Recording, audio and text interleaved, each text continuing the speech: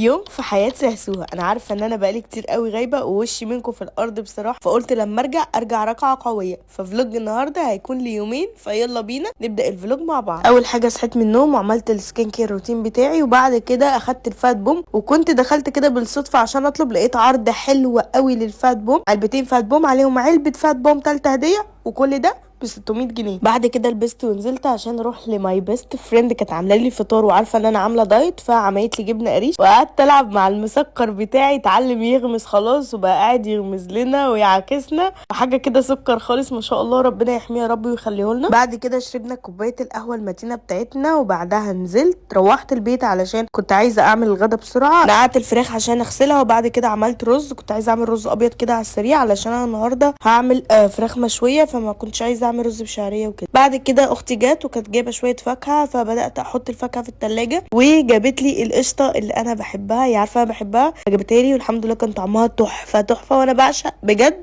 الفاكهه دي. بعد كده ولعت الفحم علشان اشوي الفراخ. انا كنت متبلاها بشويه توابل فراخ وشويه بابريكا، وكنت ضاربه طماطمايه وحاطه كل ده عليه، سبتها تتنقع شويه، خلاص شويتها، وكنت عامله جنبها سلطه زبادي لان انا ما باكلش رز، انتوا عارفين، موقفه عيش ورز ومكرونه، والحمد لله الاكل كان تحفه طعمه حلو قوي. طبعا استاذه كيتي كلت وهي كمان نامت خلاص. اخر اليوم بقى دهنت كريم سم النحل لان انا كانت ايدي بجد وجعاني جدا، وبرده عليه عرض حلو قوي، لو اشتريتوا 2 هتاخدوا التالت هديه، وكل ده ب 500 جنيه، والشحن فري، فبصراحه عرض حلو قوي. تاني يوم بقى صحيت من النوم رحت مع اخويا علشان نشتري لبس، وبصراحه يا جماعه الموضوع ده وحش قوي ان انت تروحي تشتري لبس ولاد، اللبس بتاعهم محير جدا وغالي جدا، احنا البنات والله العظيم نعمه في كل حاجه، فبجد الولاد كل حاجاتهم صعبه سواء لبس او اي حاجه. المهم خلصت اللبس واشترينا وسبته، وبعد كده بقى انا كنت تعبانه ومخنوقه جدا، فرحت الممشى اهل مصر وركبت مركب، وكنت محتاجه فعلا ان انا اعمل كده لان انا حسيت ان انا خرجت باور مش طبيعي. بس طبعا الحلو ما بيكملش. ليه بقى الحلو ما بيكملش؟ لان انا اول ما روحت تعبت جدا جدا جدا، والبرد ظهر عليا تقريبا من هوا البحر، خدت دواء البرد وقعدت العب مع كيتي شويه، وبس كده يومي خلص، واشوفكم في فلوج جديد.